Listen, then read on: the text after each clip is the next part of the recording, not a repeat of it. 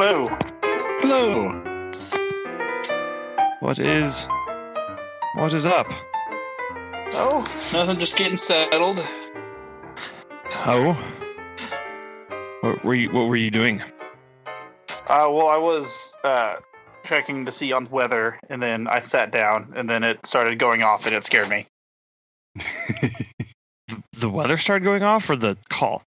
The call started going off. Oh, okay. It was like, what weather are you having? Snow, mostly. Snow. Yeah, you guys didn't have snow. You didn't have school today. Yeah, it's true. Although we also did not get the amount of snow that was forecasted, and so I feel somewhat cheated because I was promised much more, and there's just like a bit. Which, on the one hand, I can drive places, so that's nice. But on the other hand, there's not any snow outside. So, I mean, there is snow, but not a whole bunch. How much did you guys end up getting? Not a lot. I think it's less than an inch, probably. Oh, wow.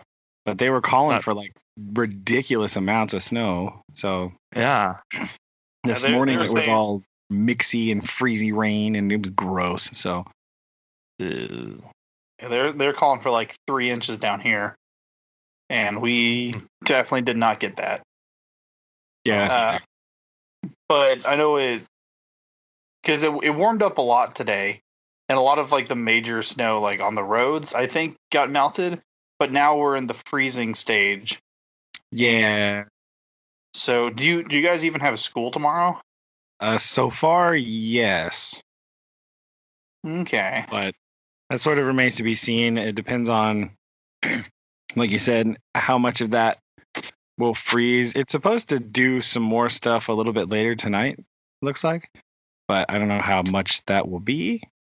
And I don't know how much it snowed south of me down towards work, so it's a mystery at this current moment. Really messed up my science demonstrations. That was supposed to be today. Whoops. Oh no. Yeah. We'll reschedule at a later time. We'll see. Well, that being flexible. Yeah. It's all right. It'll be. What were they going to do today? Well, they were going to do, conveniently enough, we have begun talking about weather and weather-related things, starting with air pressure. So today was supposed to be some sort of air pressure demonstration for the class. So I gave him a big list of stuff. It was like, you pick something from here or something else you find. I don't care. But I gave him a list to start with. It had like, I don't know, 8 things or something on it. So you pick one, and you have to present it to us, and you have to tell us, what it is. Number one, kind of how it works. So kind of explain what you're doing while you're up there showing us, and then you have to tell me why it works, like how it's related to air pressure in some way. So they were supposed to get stuff from home. Most of it's like straws or, a balloon or something like that. Mm-hmm. To bring in or a cup, right? Yeah. Some string. Not very many supplies needed. So they were supposed to come up with their supplies. Their group. They had a group of 2 to 3, depending on which class it was. And they were going to come in and show me and us things. And alas, it was not to be today. Alas. So that was the plan for today.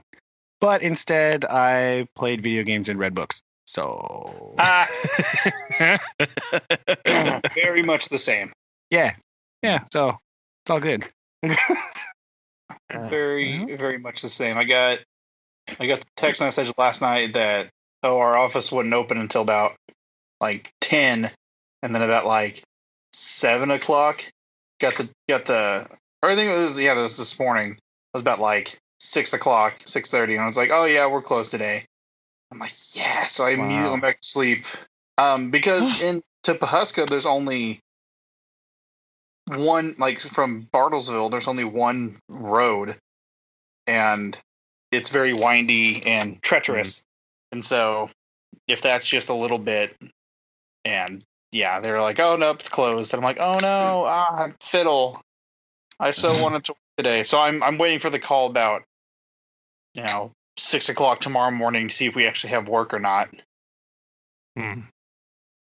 But no, I had some typing I was going to do today and phone calls, but I was like, oh well, guess it's a movie day / video game / book reading day, and I finished one book I've been working on. So there we go. Something accomplished. Nice. Ta-da! Yeah. What did you finish? I actually finished that Killers of the Flower Moon book. Ooh. And I just finished that today. Finally. Very nice. But I've started working on the other book that you guys got me for Christmas. Sweet. But yeah, I got plenty of time to read some things, but hopefully tomorrow begs to do with that as well. Hold on. Yeah, we'll see. I'll grab it. Okay. Where did Aaron go? I don't know. Okay. He went away. Ted, I think I heard a doorbell. Maybe it's pizza delivery. Oh. Hey, invite him in. First guest. Come on. We'll see. We wait with bated breath. Indeed. To be edited out later. Jazz break. Da, da, da. Oh. Riveting stuff here. It is. This is really, really great. Definitely. Great radio. We'll just I'm just mark this down. Cut. Arena. Cut. All of this. All of this gets cut. No. Hey, you didn't get abducted. Hey. No. Great news. A neighbor came and knocked on my door. I returned. Oh. Hey. No. What are we doing? We were thinking it was like pizza. Oh Yeah. no, not that cool. Dang. No. Well. Well. Right. Anyway, back on track. Yeah, I was reading today too. I couldn't decide. I have 2 books I'm reading, and one of them is very heavy, like literally and figuratively, and so it can be read in very small chunks at a time. Yeah. Because you need to like process what is happening. And the other one is very lighthearted and short, snippy things. So I was reading a little bit of those today. And my other one I'm reading is at school. I'm still definitely reading the Egyptian Book of the Dead, but that's on my desk. So I couldn't do that today. You don't just bring that with you wherever you go. It's very large, turns out. Shocking. Yeah. So I read that at school sometimes during reading time or when I have other time to do stuff. It's kind of interesting to look at and read about. So I'm pretty sure you still need to make them watch The Mummy. But yeah, but the video that I sent you, I actually used some of those whenever we talked about kind of world history stuff, like because that channel makes a bunch of those like day in the life of like an Egyptian royal or like day in the life of like a medieval castle. And so I would watch some of those videos every once in a while. I have a book on my shelf at school. It's called 24 Hours in the Life of Ancient Egypt. It's pretty interesting. It had a lot of that stuff in it, sort of in book form. So I put it on my shelf at school so I have access to it if I need it. Grab it and go. Do that. So. Yeah, I kind of got myself into quite a corner book-wise because sporadically I think I just kept buying more books. Like I just finished that. Shelby got me 2 books. I got there's not really a bookstore in Pawhuska, but I was kind of wanting to find more things about like kind of the area And so there's a history museum there that's really cool, and they got a lot of the old books. And I felt really bad because those people don't get a lot of visitors, and so I bought 2 of their books. And one is the Wakonta, the Osage and the White Man's Road, written by an Osage chief or an Osage citizen back in like the 19 something. And then I got another book about Pistol Pete. It's over here. It's Pistol Pete's biography, Frank Eaton's biography. Oh, there you go. And I even bought a DVD because I was like, "Oh, I'll help support the local economy," because people seem like they don't get a lot of visitors. So they guilt bought me. Because they're really nice and sweet. And so, well, that too, and also it was the book. So I was like, "Wow."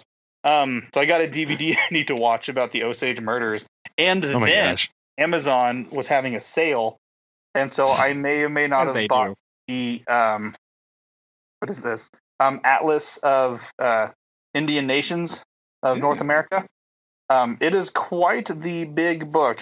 I was not expecting it to be that big. Homie, right there. Yeah, and then I got the other book that Brandon and Susan got me for Christmas that I've been reading. So I have a book that I read at work, and then I have a book I read here. So I'm kind of dual booking it at the moment. That is the same reason I am dual booking it. I think I have somewhere on the order of 25 books that haven't been read yet, just about here in these piles, because I have this terribly odd habit of I don't put books on the shelf until I have read them. Oh, so my shelf is only for finished books. Yes, yeah, they're on right now. They're sort of in various stages of on my coffee table and on the floor next to my coffee table, and there's a couple on my desk over there. But the shelf is mainly for finished books. There's a few exceptions. There's a couple like antique things that I bought from like a flea market that are like poetry, and I bought them because they looked cool. I'm not really going to read it, but sure. Like, so I have some like vintage books in one set. One of them is also in French, and so I can't read that one very well anymore. I have some random books like that, but the majority of books I have to read are in this pile here. And so that's why I'm double booking as well. So because I Brandon, that picture I showed you, because I literally just bought a new bookshelf that I put together. Oh yeah, right. Just for a separate conglomeration of books and movies and games to put on, and there are books on here that I have not even touched. There's books that I started and then like, ooh, another book. Yeah, there's a lot that I have. That's why I have my book collection is very large at this point. Mm-hmm. And so the reason for the delineation is mostly so that I don't miss any, right? Mm-hmm. So there's not some that I'm like, oh, have I read that? There's not any confusion, really, because it's either if it's on the shelf, it's done. I've read it, the whole thing, blah. If it has not been read, it's over here. And then the 2 that I'm reading are sort of next to that or on my table, going back and forth here. So just well, some of them like I find like someone tells me about a book, like, oh, you should read this book, and so like I'll immediately search for it on Amazon and then like put it on my wish list or like on my cart, and sometime down the road, I'll be like, oh, that's like $5 now. Click and buy it. True. So I do that. Accumulated a lot of books that way. Yeah, well, I do it kind of the opposite way. If it looks interesting, it looks like something I want to read, I just buy it right then. Because normally what happens is I can't find it again. Yeah. Right? And I'll be like, oh, I saw it here, and it's online. It's easily available. Cut to sometimes a year later when I'm like ready to read something like that, and it's nowhere to be seen. Yeah. So it's kind of like if I have it, I might not be in the mood to read that book right this instant. Yeah. Because I have to be. Certain books require me to be in like a mood. Because sometimes I'm like, oh, I really want to read like science fiction, which I'm going in that direction. I was thinking about that today, and in my pile, conveniently enough, is 0 science fiction books. I was like, oh, this is a problem. So I don't know. See, I have the same kind of problem with like different historical genres. Like, I'll have like a few sections of like European history, and then I'll watch something or read something that mentions about like African history, and I'm like, oh, what African books do you have there? And then like I'll just like get or find 1 or 2, and then I'll read like, oh, Japanese history. What's about those? Well, I have that too. See, in my pile is definitely mixed of fiction and nonfiction to read. And so, sometimes I'm like, I really want to read this nonfiction. Sometimes I really want to read this like thriller novel. Sometimes I really want to read some hard sci-fi, and which again, I don't have enough of. So I've been looking, I have a list around here somewhere of possible candidates for that. But it's kind of, because I'm not always in the mood to read that, but I think it's something that I will want to read later. So yeah, because my big thing is that getting back into teaching, like I want to have books for subjects that I'm going to talk about, and talking about a subject, a kid needs something more to look through research and be like, oh wait, I have this book on my shelf. Bah. And also to have a classroom full of books would be super awesome. So it's kind of double whammy, but true. Yeah. But that's why, I have a sub pile of books that are appropriate for school subjects I teach. It's a small sub pile next to it. That is like, because I definitely don't have a lot of ancient history books, right? Because that's not really my jam when it comes to history. Not really my preferred zone. And so this year when they're like, oh yeah, you're going to teach 6th grade history too, I was like, oh, okay, well, some, like I have I have general knowledge about all of that stuff, but like I was like, I probably need to do a little brushing up there. So I've got well, that was kind of and I have those on my I have a bookshelf at school that I have any that I have that are applicable. I have migrated there, not for the kids to read necessarily, but for me to have to go, oh yeah, let me check this out real quick or something. See, that was kind of my big problem, is that I pretty much had anything U.S. history from the Civil War up, but they're like, oh hey, you're going to be teaching U.S. history pretty much from like paleo to like discovery all the way up to the Civil War, and I'm like, I have nothing on that, and so I kind of had to splurge on Amazon for a few books for those. I'm like, I gotta look this up, because the school book they gave me was super not helpful. And the one that I have is also antiquated, but for general knowledge about Egypt, it's fine. So we intersperse that, right? We do some reading, and then we'll do some other things, and then we'll go and read another chapter and go do other things, right? Kind of bounce between, give us some variety and stuff to do. Plus, it's just a lot of it's just general knowledge building, because when we start these things, you ask the kids, what do you know about Egypt? And they're like, I kind of know where it is. You're like, okay, well, all right. Well, we definitely got to start from science. Not bad. Some of them have do know a little bit about like Greek things, so we'll see how that goes when we get there. But like, they're very like, oh yeah, or mostly it's like, oh, I've heard of Apollo. Nice. So looks like you're watching the original 1990s TV series Hercules. Looks like no. I think maybe not. I don't know. Because like another thing that I have, I've always wanted just to have like kind of an office / library, but one thing that teaching wise, I love to have the kids be able to, understand more, but also just give them another tool as a resource. And plus, I like to learn just things in general, so that way I can kind of teach it a lot better.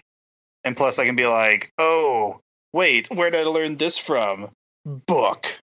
Yeah, that's true. No, I do too. I just don't. Yeah. Again, the majority of my nonfiction collection, if I look behind me over here, is 19th century history of some sort.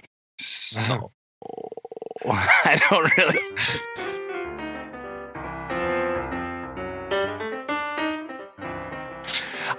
I mean, how would you guys say that your reading style or interests have changed over time, if at all?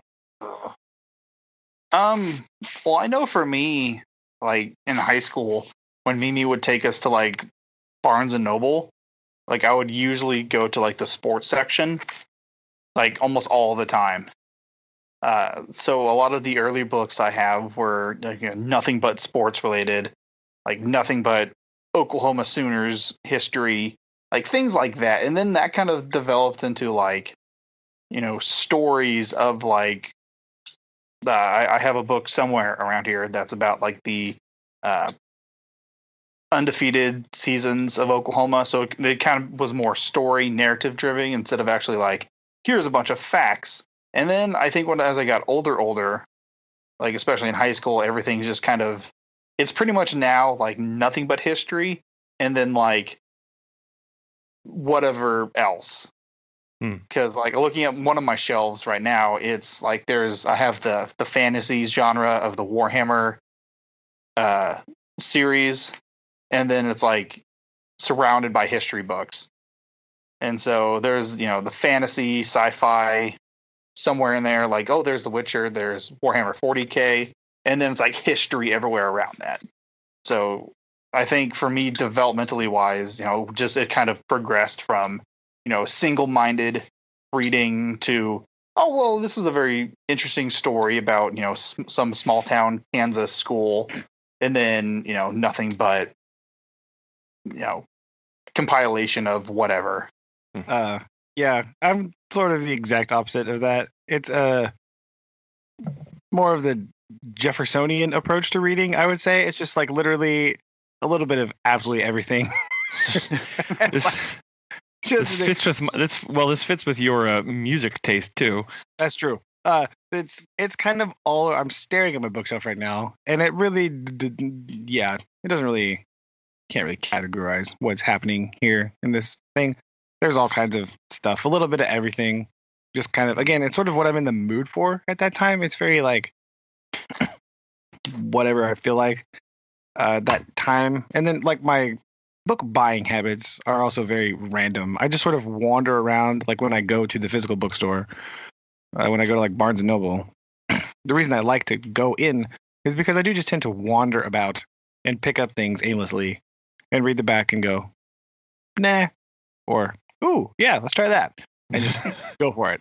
Because I like different stuff. I don't like to read a lot of the same stuff. I do have authors that I read, especially like the fiction authors, because they're, get some series, right? Some of them are like the thrillers or like spy novel-y type things. They're fun to read sometimes. They get a little bit, if you read too many of them at once, you're just kind of like, yeah, this is going to happen next. And then this, and the story beats are very formulaic at some point. But interspersed with other things, they're just fun. You just want to sit down, read it, boom, done. Go on to something else. It's like my to read pile is the same way. It's just this weird mix of all kinds of strange things. Just whatever I feel like reading. I felt the other day I've had these for a while too. They're not new by any chance, stretch of the imagination, but I've been reading them just periodically. They're the William Shakespeare's Star Wars by Ian Dosher. Have you read those? Yes, those are so cool. So this guy Ian Dosher. Sorry, Ian, if I'm mispronouncing your last name. Apologies, bud. He has gone through and written all of the major trilogy Star Wars movies into Shakespearean plays. Mm. So they're all in these little books, and they're just all in plays in the style of Shakespeare. So they're all in iambic pentameter and these prose things, and they're really super hilarious, and they're great. I've had them for a while, and every once in a while I just read one. And sometimes I reread those because they're just great. They're very, you can read them very fast. Right. What are they called? Like, what are they called again? Well, they're called William Shakespeare's Star Wars. That's the first one.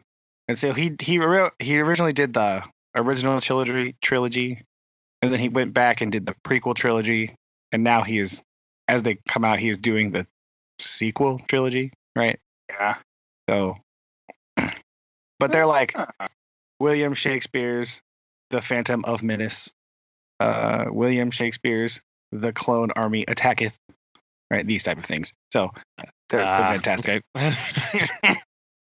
Okay.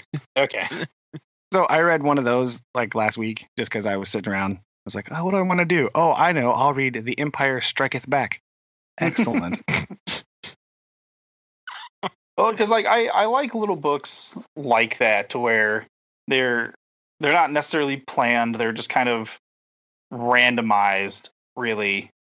Because the reason I'm reading all of these, especially Native American books, is because I work with the tribe directly sometimes. Yeah. So I kind of want to get a better feel for, culture and history. And so I've been on that binge with those. But then like I picked up like The Witcher the other day, which, it's a very easy series to read, sort of. But I like little books like that are just like out of the blue, just random. It's a change of pace book, right? Yeah.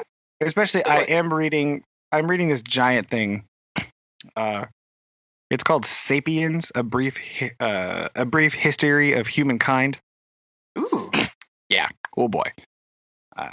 It's dense, right? It's how brief is that? Not very. Not. It's all about, and it starts out as like, hominid ancestry and stuff, but then it starts going into cultural constructs of humanity and like how these things that we have developed affect our lives, and how they're all just these social constructs that we have created, and yet they define our lives, and some of them are very weird, and we have a hard time reconciling them with each other. This cognitive dissonance that they create in our lives sort of affects how we view the world and all this stuff, and it's very heavy. So you read a little bit and you put it down and you think about it and you go, yeah, why? Yeah, I just read the chapter today about money, right? Mm-hmm. How it's simultaneously a fantastic thing and the worst thing, So how it's really the greatest equalizer of everybody because everybody agrees on money, right? But it's also the worst because people have agreed to buy things with money that probably ought not to be bought or sold, for that matter. So it's very dense, and it really makes you think about a lot of stuff. This book is definitely not for everyone. Yeah, it sounds like it.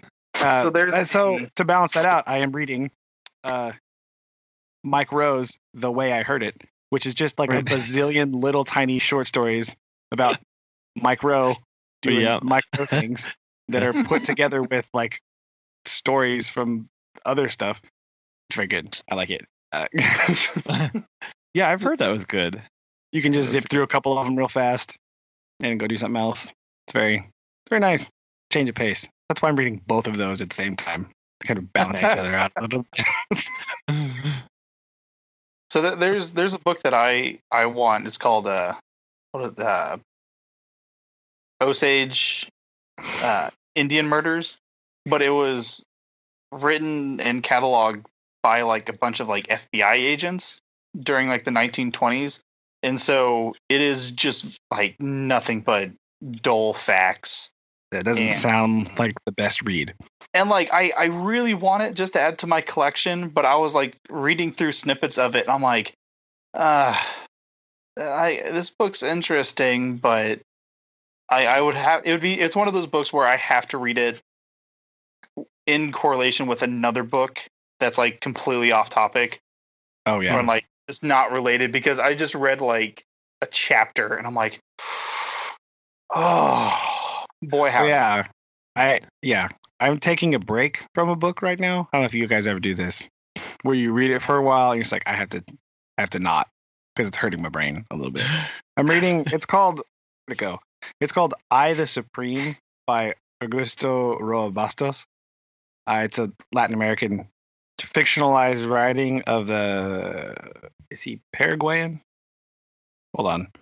Yeah, the Paraguayan dictator from way back.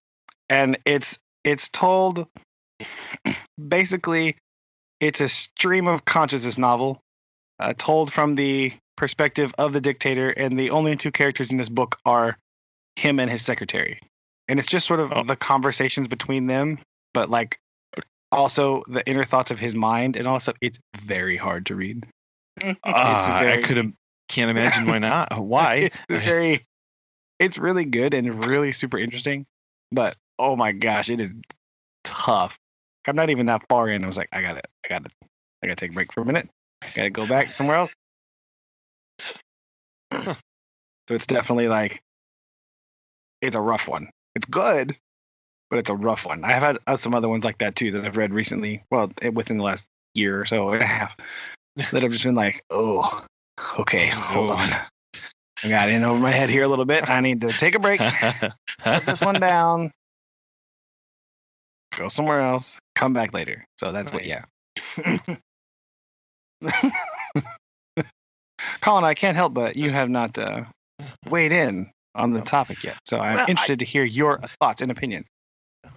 Hold on. Just kidding. Hi, sorry. I was moving my microphone. I can hear that. So sorry. I was trying to do that stealthily. That did not work. No. Well, so yeah, my reading habits really changed whenever I got into graduate school, and they haven't bounced back very well. Just because in grad school I spent so much time reading articles and nothing else, that I didn't really like. I stopped being able to read long periods for pleasure because it was just a reminder of work, and B, a reminder of that I should probably be reading something for work. And so I've almost exclusively most of my reading habits these days. I read some theology books and some like family and parenting books, those kind of things. And then I follow and do most of my reading of authors that do kind of like long form blogging. So I read a lot of those. So I read a lot of blogs on RSS readers and things like that. Is where most of my reading is these days. I can recommend William Shakespeare Star Wars. It's very short. It's good. Yeah. And so I like those kind of things. and now with my current job, I do a lot of, again, I'm back into doing a lot of reading of primary literature and textbooks and technical reports that whenever I do have time to read, it's just like, I literally just, I sat all day and read. I don't really feel like reading anymore, which sounds bad, but that's kind of where my brain is these days. And you mentioned of like taking a break from books. There were a couple series of books that I was reading, and I was like 6 books in to 9 or whatever out of them, and I couldn't. I had to close it and be like, I need to take a break from this. And now I can't get back into it because it's been so long. And so now I've got this series of books that are just like sitting there kind of staring at me going, I could probably finish that series in a week and a half if I wanted to, but so my reading habits have been broken, and I haven't gotten back into them very well, unfortunately. So Yeah, no, it makes sense because it's hard to like when you have to read so much, like just during the day, you want to do something else, right? When you when it's like, oh, it's time to unwind. Let me do that. Yeah, like let me do this thing that reminds me of my job. Not really. and I know that there are books, like obviously there are topics that I 100% love and are fascinating to me. I will just try and find them in like, I do a lot of audiobooks for those kind of things to enjoy. Which is not quite the same, obviously. But I do consume books that way too. No, my friend's husband, right? He's the same way. He is a like literature teacher, and so he doesn't want to. He does audiobooks. Yeah. On the way to the gym, on the way to work, on the way because he's not. He loves reading. He loves books. He loves stuff. He doesn't always want to read them because he spends all day talking about them and reading in class and really diving into the stuff. So a lot of times he does that audiobook thing too for a similar reason where he's just like, I need to just, I can do this while I'm driving. I can do this while I'm going here. It's fine. Like that's why. So, yeah. I can't do them just because I have a hard time like I feel like I should be when I do audio things like that. It's hard for me to like just sit and do it. Like I always feel like I need to be doing something else too. Like I said, when he does it in the car, it makes sense. Like I don't know. I almost need something visual to hold my attention sometimes. So, I mean there are times, especially if it's like something really in depth. Like I don't want to just listen to it because I have a feeling that I'm not going to be really paying attention. Yeah, and at that point, I do treat some of the more in-depth ones kind of almost as lectures. So I know with some books or even some podcasts, I go, this is a topic that I'm very interested in. So I will sit and I will listen with a pen and paper, and I'll just take notes while I'm doing that, as opposed to other stuff where it is just something to enjoy, it's funny, or I don't need to be paying that much attention to it. So there is a little bit of that visual, but that's how I treat it. And as far as being able to focus, because there are some where as soon as my brain's like, what did I have for lunch yesterday? And why am I thinking about lunch? What was I thinking? I'm listening to something. And then I've completely lost where I was. Like those, I know, okay, this is something that I'm very interested in. That's kind of in depth. So I need to focus. But that's what, at least the Sapiens book, it's broken down into the sections are not like extra mega long. That's one of the beautiful things about some nonfiction authors is they know when to break things. Right? Some of them do not. But I have some books, they just go on forever. And there's like no real natural pause point. And so when you're reading it, it becomes very hard because you can feel yourself going, nope. No. My brain's going. And there's not really a stopping place. So you kind of have to like manufacture one. And then when you go back to it, you're like, okay, I got to back up a little bit and go through. So this one, it's broken down to nice little sections that are very manageable, like bites that you can read through and then pause, process, come back, read some more. That's nice. So today that's what I did. I would read for a while, blah, blah, blah. And then go, I got to take a break from this. I'd watch a video or play some video games and then go back to it later because it is at least nice in that fashion. I do find myself, maybe that's just because my attention span is actually getting worse. Maybe. Like, it's because I definitely have some, but especially non-fiction where you're like, oh my gosh, what are you just gonna go forever? Like, there needs to be something in here. What are you doing? It can be really bad. No. Even if it's a topic I'm like really interested in, I'm like, okay, hold on, I gotta stop though, because I can't just read this for hours. Come on, I gotta do something else. Yeah, I definitely can't do like audible stuff like that. I kind of have to have a like solid copy in my hand, because if it's something on my phone, I'll probably just get distracted with it and want to play on my phone.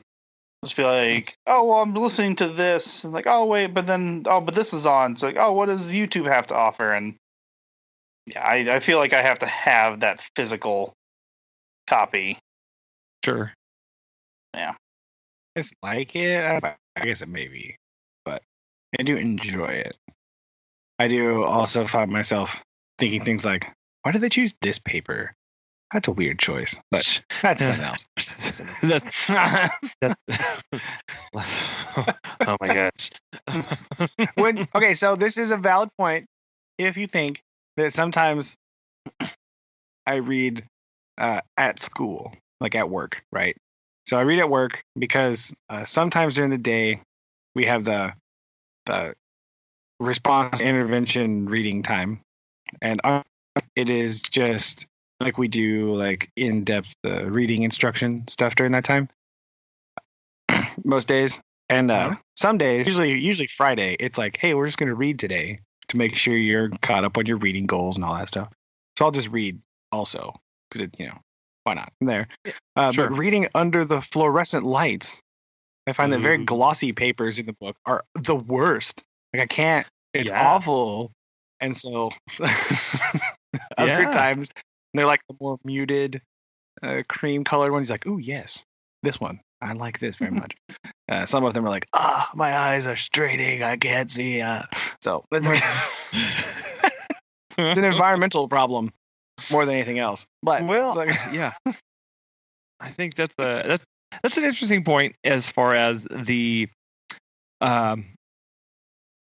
how adaptable certain books at least are to various environments that would be less hospitable to other forms of media consumption. That kind of lend itself to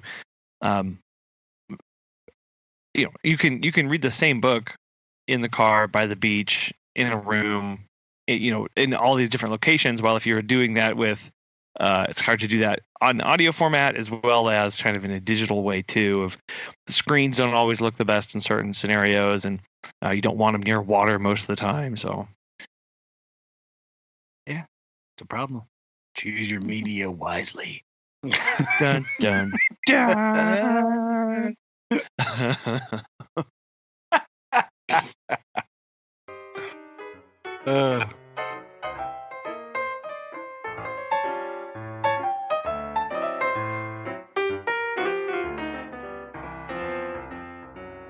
So on that note, what are you doing in a hotel room?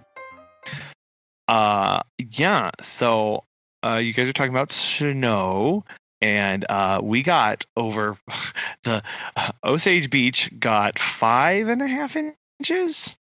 And you took all our snow. I did. And Sedalia got 4, and so I am at the Missouri Natural Resource Conference at Tantera, formerly known as Tantera. It's currently called Margaritaville. Yeah, everyone still calls it Tantera. The conference center in Missouri. Nobody. Yes. Yeah. Nobody knows anything else, so it's still Tantera. And if you look on the map, it's still called Tantera. And so it was started yesterday, today, and then it goes into tomorrow. So it's a Tuesday, Wednesday, Thursday conference, which is kind of weird. That is very odd. Smack dab in the middle of the work week. Yeah. But yeah, so this is where I am. I'm a little concerned about getting out because it's not like huge major roads getting in and from this area. So we'll see how the roads are tomorrow afternoon whenever I leave for home. Yeah, they've had a lot of time to do stuff with them, so hopefully Yeah. it'll be all right. Hopefully. Yeah. Sure. What's the worst that could Yeah. Oh. Oh yeah, that. Oh, that. Yeah. Yeah, lake roads plus snow. What could happen? It's fine. Oh, all of that. Yeah. So anyway, so that's where I am. And the last time I was here was 11 years ago, before attending the same conference as an undergrad while I was at Missouri State, and I came for the job fair and resume critique and mock interviews that they do at the start of the conference. Yeah, so it's kind of nice. You come and Full circle. yes. So I was walking around and I'm just totally lost. Everywhere I turn, this place is not user friendly. They're yeah. You would think that they would provide a little bit better signage, but because, as with everything by the lake, it is built into an hill, you enter on the 6th floor, which is the main lobby, and there are like 9 levels. But like the level 3 parking garage does not connect to level 3 rooms. So you have to go from level 3 parking garage up to level 6, over to a different elevator set, and back down to level 3 before you can get to your room. And it hurts trying to think about Wow. this. How beautifully convenient for everyone involved to find their way. That's what makes it so nice. No, it's not. It's terrible. It is bad. It's bad. And since it's into a hill, all the hallways are basically hovels. And there's hardly any windows. It's a very weird thing. But anyway, that's where I am. Sounds riveting. It is. And last night's dinner was a spit roast whole hog, which was interesting. I thought given the feral hog. See, I thought. No, it was not, because because the department actually tells you not to eat feral hogs because of the diseases, the communicable diseases that they have. So I just thought it was a little on the nose, given everything that the department is going through, to have a spit roast hog as the main dish. And I was like, oh, bad, oh no, bad form, guys. So awkward. Yeah. Oh, no. Wow. A little weird, I gotta say. It's okay. Well, so anyway, that was fun. That is weird. I don't know. It was weird. But I think that I think I picked up a bug or something from the food last night, because I have not been well today. So I tried to attend this conference illness, around so many people. Oh my god! Just no. I was like, I left my room just a mere handful of times to go see things and listen to certain talks, and then it was right back to my room to recover, because I just so wow. Yeah, that can happen. Just when you go to big things like that with just tons of people, just it just goes around real fast, just because everybody's there coughing on each other. So wonderful. So okay. It's just like school, really. We had tons of kids out of school this last week. Just because the weather's been so ridiculous, people getting sick, and just goes blam fast. I had 5 kids gone Tuesday just from my homeroom class. So there was another, I don't know, 2 to 3 for each other class. So we had a whole over 10 kids gone probably from just the 6th grade. So it's not that big a grade either. So it's okay. Yeah. Yeah. A significant chunk out of the way. That's a lot just to be gone. Yeah. Dang. So yeah, it's been a little rough the last couple weeks. Just people sick all the time, in and out, and then someone else is gone. Like, stop sharing, stop it. Please. I showed you the video. I showed you. I show them every year the what is it? The World Health Organization official hand washing recommendation video. We watched that. and watch it again. I think. Yeah, I think that should be a weekly occurrence. Maybe. Yeah, because for a while they're like, oh yeah, and then they probably like, oh yeah, just put some water on and I'm ready for lunch. Like, no, wash. Get in there. Use some spit. Use my friend's spit. Does that work? Lovely. Beautiful.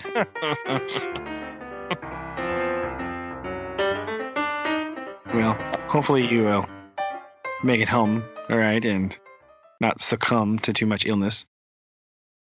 Yeah, that's what I'm hoping for. Make it home safe. I'm already trying to plan my route to make it the easiest way of most likely to be cleared. Well, that's the worst part about going there, like Lake of the Ozarks, from anywhere in Missouri, really, is there's no road that goes there. Like, there's no highway. Right. Yeah, it's just like there's. I know. This affliction probably affects other people in other parts of the country, but like in central Missouri, there's like basically no major north-south highways in the middle part of the state, right? Yeah. You can go if you want to go from Springfield to St. Louis, it's basically a triangle of highways, right? Yeah. Kansas City to Springfield to St. Louis, back over to Kansas City. Major interstate systems. Anywhere else, nope. Sorry. Doomed forever. So like even like geographically, Lake of the Ozarks is not very far away. It takes forever to get there. Because there's no road. Like, you have to go way over here and then like up north and then way back west. You're like, but I don't want to go way back west. When I had to go really far east, you got to go over to like Lebanon, like, and then up. Like, it's ridiculous. It is. Yeah, it doesn't. Yeah, because looking on a map, you're like, oh, it's not that bad, and then you see the roads you have to take to get there. And it's like, why? Why am I even doing this? What's going on? What? No. Yeah, if you want to get to okay, now I understand this may sound weird because you're like, oh, Lake of the Ozarks, that's a random town, right? You know, it is a major vacation spot, I guess. Not too many. All the conferences are at Tantera, or formerly known as Tantera. The resort formerly known as Tantera. As where we got there. We got there. All the major conferences in Missouri are there, basically. There's a teaching one in a couple weeks my friend's going to, so like same place. But like you can't get to Jeff City. You can't get to the state capitol because the road doesn't go there. You have to go because it was built at a time where they're like, yes, river. That's the only thing that we need to get to the capitol. The river. They didn't think there wasn't anything such thing as a road, I guess, in 1821. They're like, yeah, forget it. Who cares? The road was a river. I know. That's what. So now you're like, oh, I need to go to Jeff City. Nope. Sorry. Let me follow the ridge and valley. Yeah, take this farm road and then get over here on this weird state highway. It goes in all kinds of squiggly directions, not the way you want to go. It's very it's ridiculous. The good old wonderful ridiculous. State highways. No. You're awful. Yeah, well, it's because you go, I need to go north. okay, take this highway. It'll immediately take you south for about 5 minutes. And then, but don't worry, it'll actually curve back around. Yeah, then it goes cross west. over Wait, itself. what's happening? I want to go.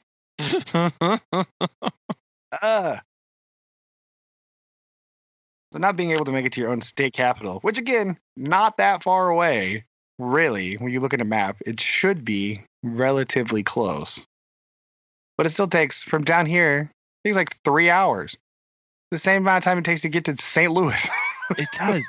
Yeah. Maybe a 4 all the way over here, but still, like, it's crazy. Yeah, it's comparable. So, silly traveling in Missouri. I know. I put all those hills there. Darn geographic uplifting. Why? But I don't think that's a thing. Inconveniencing me from several 100,000 years in the past. How dare you? They knew it. They knew. We found purpose for everything, and an uplift was designed to make your life miserable. Yes. Can't get anywhere. Can't go from anywhere to anywhere else. So many hills. People from down here, people are like, oh yeah, just go this way to Branson. It's the longest, most crazy back road you've ever seen in your life. It's insane. It is actually faster to go all the way to Springfield and then south on 65. Gosh. By a considerable amount of time. Then it's to go down south to Cassville and take this crazy 76 highway over through like Crane and Galena and all these other weird places. It's nuts. No, it's That's what was I went doing that that. way with Susan. The first time we went down there, Susan's mom was like, "Oh yeah, just go this way. It's easy." I was like, "This is what? What are you talking about?" This is. Let me redefine. Apparently, you have redefined easy, and just It's a way. it is. This is certainly a way to do this. And she gets like mega car sick. I'm like, "You took me this way? This was your plan? Why did you do that? You haven't discovered a better way to go than this?" Apparently not. It's so weird. It takes years to get over there. It's crazy. Aaron, does it take years to get places in Oklahoma? Yeah. Going to Okay. there's only one road from Bartlesville to Pawhuska, and that's about a 30-minute feet from, because it's all windy and goes through the Osage Hills, and I mean it's very pretty sometimes, but it's just the first time. yeah, and they're like, wow, this is so great, and then you're just like, this is great. Why am I doing this? And then there's only one road to Ponca City, and it's, after you get out of Pawhuska, it's pretty much just like a slow meandering road. And it's like, is there any way other faster? Nope. Okay, that's cool. This is exactly what I wanted. And so, I think there's usually like an road to places, to and from places, and that's about it. It's not like, oh, I got multiple options. No, there's none of that. It's, you have one road, and you may be lucky on the way back. Maybe. It kind of depends. If the road hasn't closed, but that's a different problem then, because so in Oklahoma there's just one road to get there. In Missouri there are several. They're just all bad. It's just like none of them are good. You have several no, choices. not even one. You have several choices. Road, they're just not. Most of them are not great. They're just like that one road that you do get. It's not the best. You're just like, well, this is my only option to here. So wish me luck. And who knows how big the potholes are? It's just like it's truck small size. Yeah, lakes. The lakes are the potholes are bigger than most lakes we have here in Oklahoma. True. The potholes on the Oklahoma roads kind of look like if you look at a map of Minnesota. Kind of, yeah. Like that's pretty much how how it looks, because you're confused. It's like, oh man, that doesn't look that big, and then you like the moment you're about to go through it, just that utter fear that plagues through you, and you're like, oh, this is a bad idea, and then it just like destroys your car, and then you just cry forever for several hours. That's a usual, pothole experience when you're in nice. Yeah. For any of those people listening who are not aware, Minnesota is definitely its nickname is the land of 10,000 lakes. So there we go. That's what the Oklahoma roads are like. 10,000 potholes per mile. Yeah, exactly. Well, that's what happened to my poor little car, like going out of Oklahoma City. Oh yeah, you told me. Yeah, my poor little windshield just decided to come off its little track thingies because it's like, oh, there's too much, can't do it. I'm like, well, I'm sorry, it's not my fault. Forgive me, little window. Forgive me. Now, I suppose in the defense of the Oklahoma roads. No defense. Well, and one defense. We also used to have an Oldsmobile Alero. And one time we were just driving down the road here on 60 Highway, and the window just fell out. So, it might be more of an Oldsmobile thing. There's the bolt that holds the little slide thing, the little tray on the window. It's it's plastic. That explains it. And so the bolt and the nut that hold the window to the window tray that moves up and down with the window thing, there's a little plastic bolt in there. Maybe two of them. I'm not sure. I don't remember. But there's little plastic bolts, and sometimes eventually they'll just, like ours, the very end of it just sheared off because it's plastic. And so like we were just driving down the road, and of course it was December because why wouldn't it be? And it just was like, boom, like what? What happened? We're like, I'm trying McDonald's out here. They're just like, oh no. I'm trying to see if there was any like tiffs or fights between Oklahoma and GM, maybe for the building of an Oldsmobile plant, and maybe they just have engineered their roads to sabotage them. Now, I'm not finding anything coming up immediately, but that doesn't mean it's not real. I'm not aware of any cars under manufacture in Oklahoma. Please correct me if I'm wrong.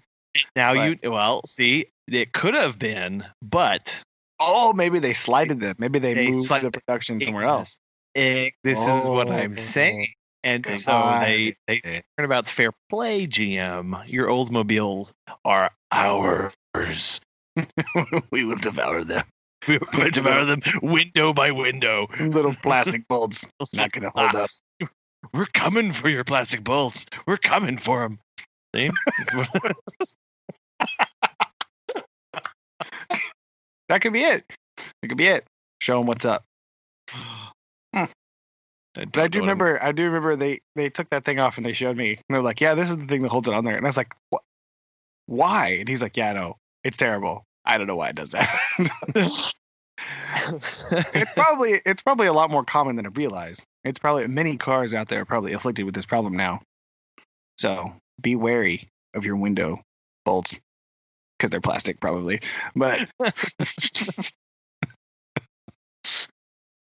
yeah, and they probably weren't even able to replace it with a non-plastic bolt either. They probably had to just replace it for part. Probably, because usually that's what they have to do. Yeah. It's just how it's made. They had to put another one in there. Yeah. But, yeah, it was... we were literally just driving on 60 Highway, and the window fell down. Like, what? Hold on. What's going on here? Why?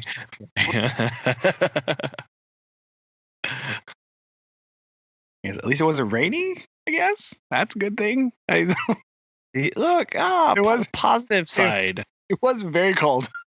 Oh, that's not good. So, had to get that one fixed in a hurry. It was cold. Yikes.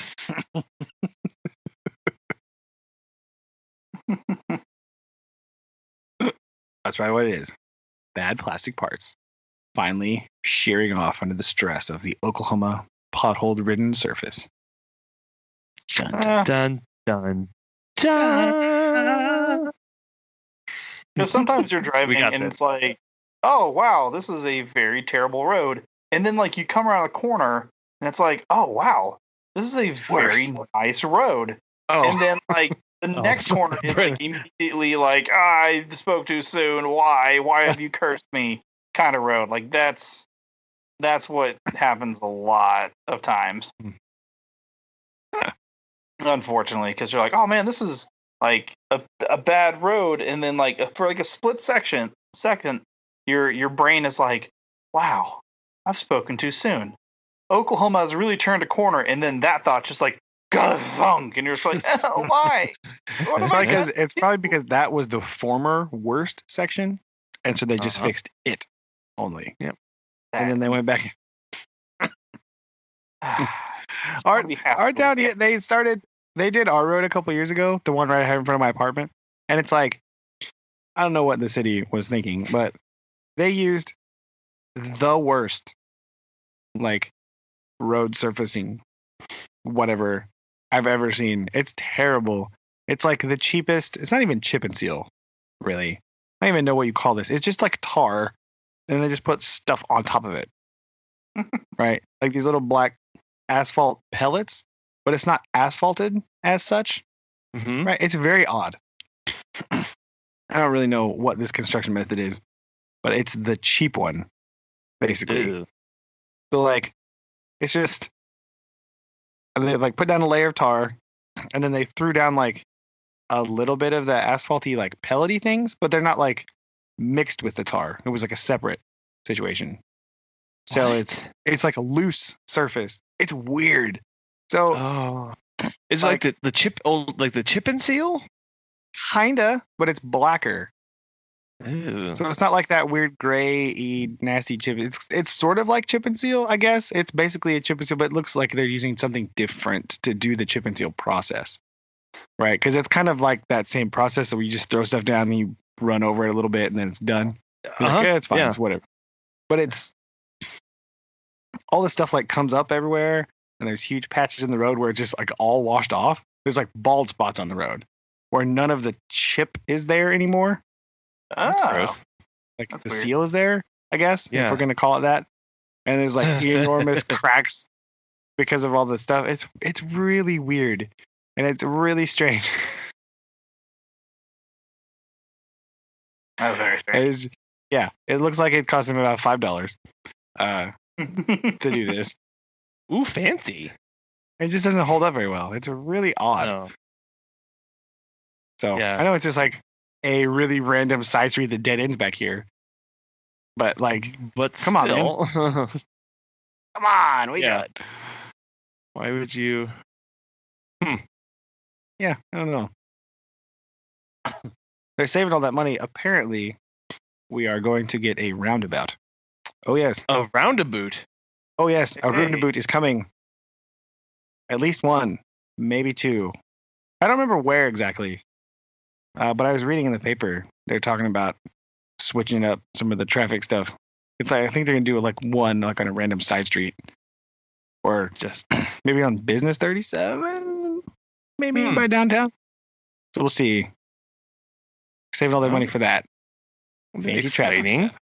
It'll be interesting. I don't really know how it's gonna work out. I mean, it'll probably be fine. It'll be weird.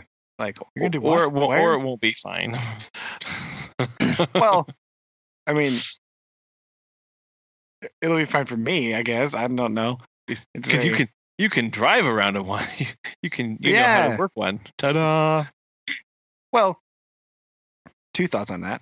I remember the first one they put in Springfield over behind OTC. Yeah. That one.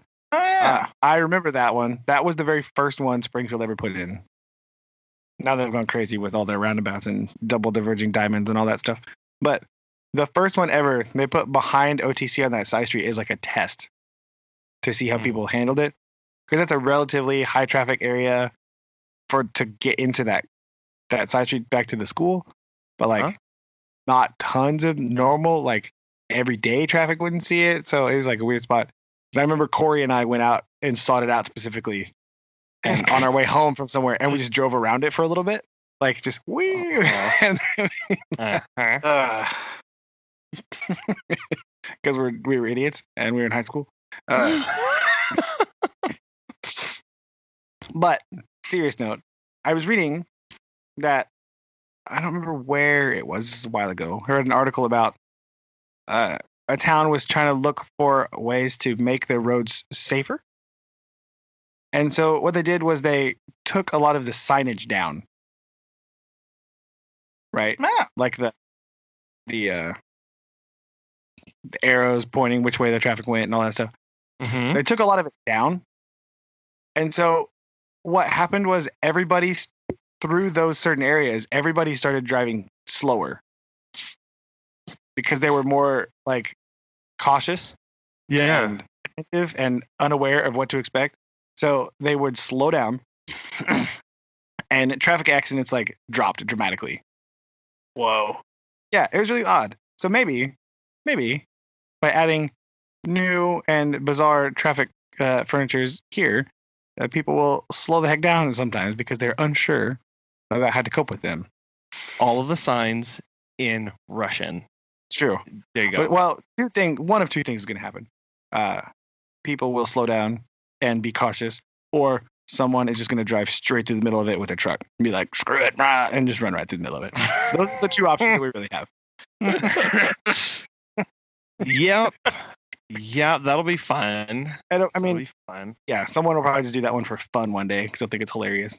Mm-hmm. And just drive right through the middle of it. So, see if that works. Okay. Sedalia has one. It has two technically. One's on the fairgrounds and one's on the southwest side of town. And yeah, there are tracks through the middle of it quite frequently, which is fun.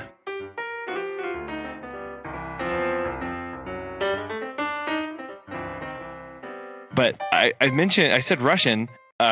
Speaking of Russian meddling, in town there is a shop called European Market.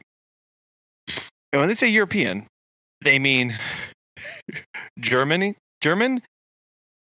Swedish, and Russian products, all with original labels, all that I can't read. It's not like this product is manufactured by a company in Germany and then shipped to the United States. This is a German product that they would sell on their grocery stores on the shelves. Well, first of all, I'm confused by those three being the representatives of European. Right? Like, especially Russia? That's a complicated one. We're talking about European history. I'll give you that. We can save that topic for another day. But land wars notwithstanding. Yes. Yeah, land wars notwithstanding. And I think there may be like one or two others in there, but like those are the three the guys specifically mentioned. And there is everything in there. Like we're talking everything from personal hygiene products, to baking goods, to canned goods, to frozen stuff, to meat and fish that they bring over. The really cool thing, get this, they bring bread over from a couple bakeries overseas. Wait. And in order to do that, this is what they do. The bakeries over there partially bake the breads, and then flash freeze them. Whoa. So that when they take them out of the oven, they're still doughy in the middle, still raw. They finish baking them here. Yes, and then they finish baking them here, so that you still get what the fresh bread or as close as it can after being flash frozen for a while and brought back over and whatever. But it's like having fresh bread from those bakeries.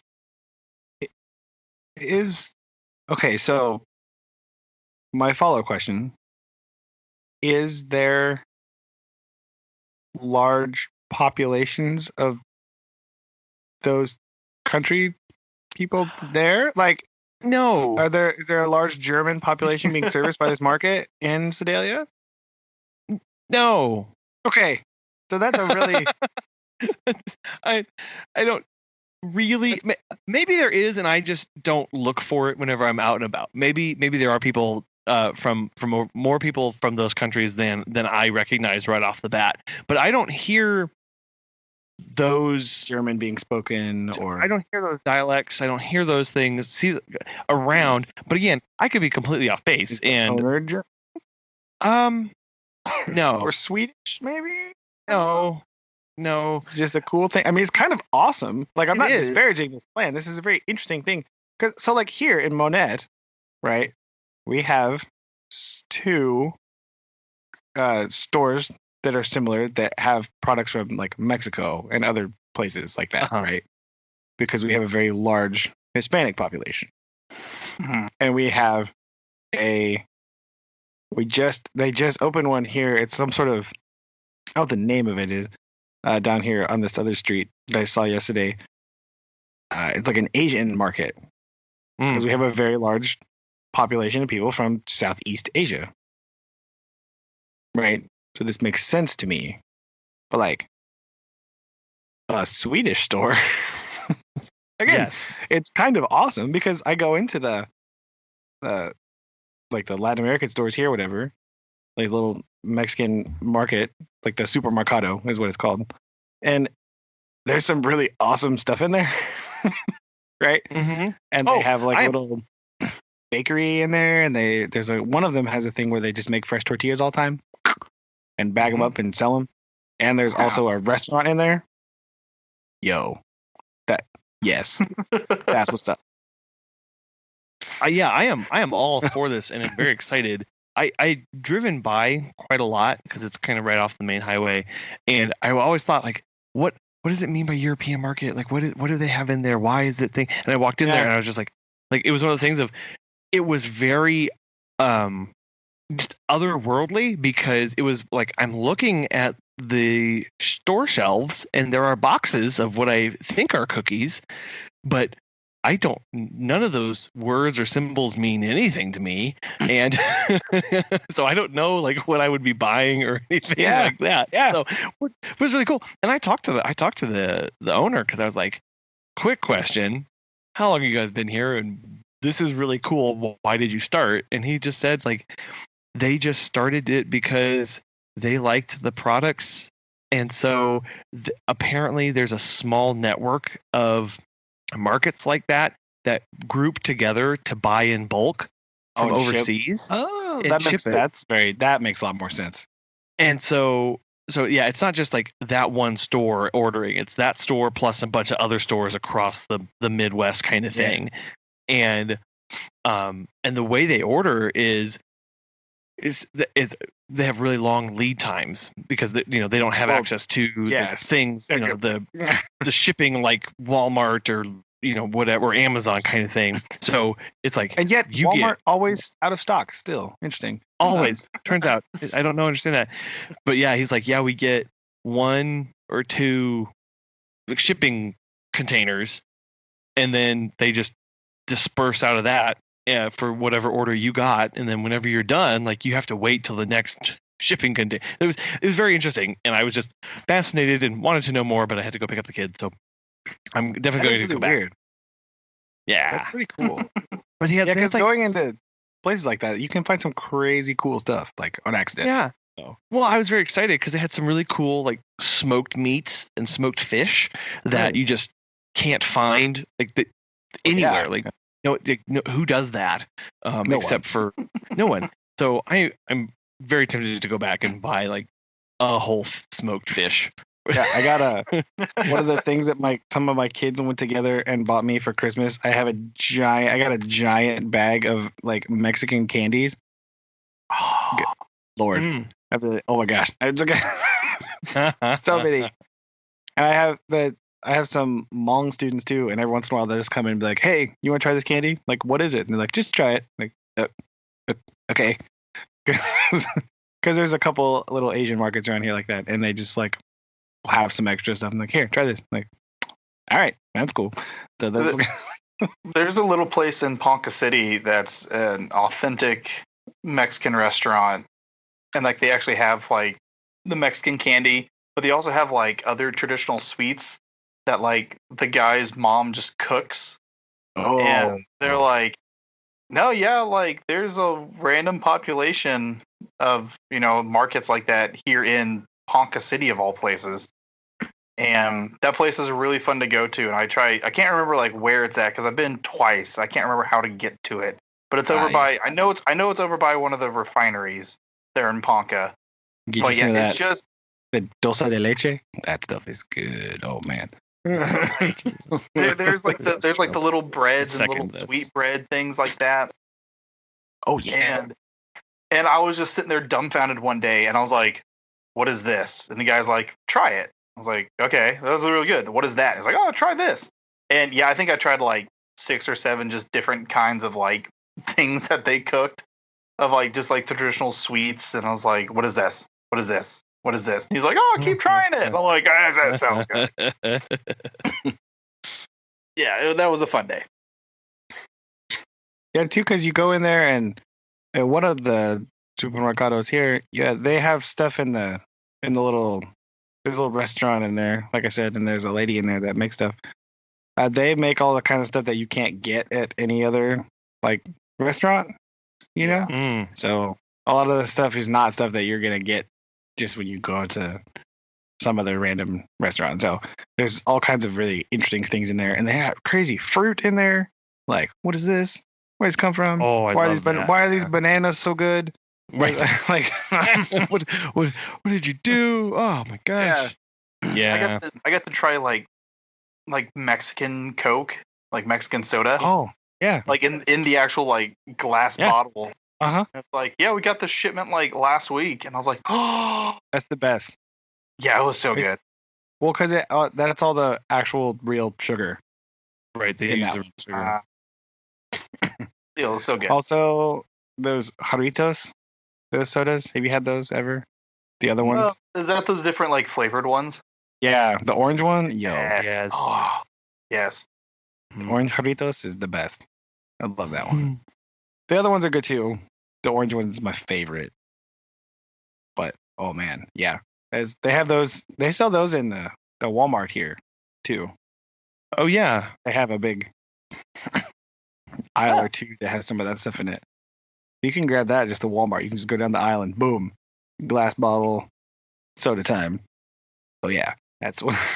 Soda time.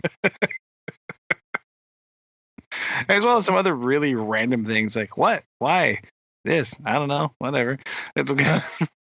Don't worry about it. It's fun. It's cool. Just I saw one time I went in there and I saw one of my kids from school with his family, and they were like, he was like, "What are you doing here?" I was like, "I'm buying food and the sandwich," and he was like, "Sweet, all right." I'm same thing you are. Is that the right answer? I want this torta, man. I don't know what you're talking about. I need this right now. I need this right now. Yeah. It's really funny. He was like, what are you doing here? Shopping. What? That's cool though. I'm sure that I don't know. I'm sure that's they love seeing you in there. Yeah, because he was talking about it later. He's like, that was really odd. I didn't really know. I was like, yeah, I was checking it out, seeing what's going on. So really funny. I was hungry. Plus tortas, man. Oh my goodness. My favorite. I love those. You can't buy those anywhere. Seasonal thing at Walmart, and they have a few like Mexican or Hispanic kind of treats, but I was in there and I was trying to like attempt to do like just different kinds of like tacos and tortillas, and this little old Hispanic lady walked up to me and she's like, "You don't want that spice, you want this like seasoning." I'm like, "Oh, thank you." She's like, I was like, "Teach me your ways," and she's like, "No, that just stuff's better." And I was like, "No." Thanks anyway. It tasted it tasted so good. But I was like, "Oh, is this some like traditional?" And she's like, kind of, but that just tastes better. I'm like, "Oh, thank you still. It's no good."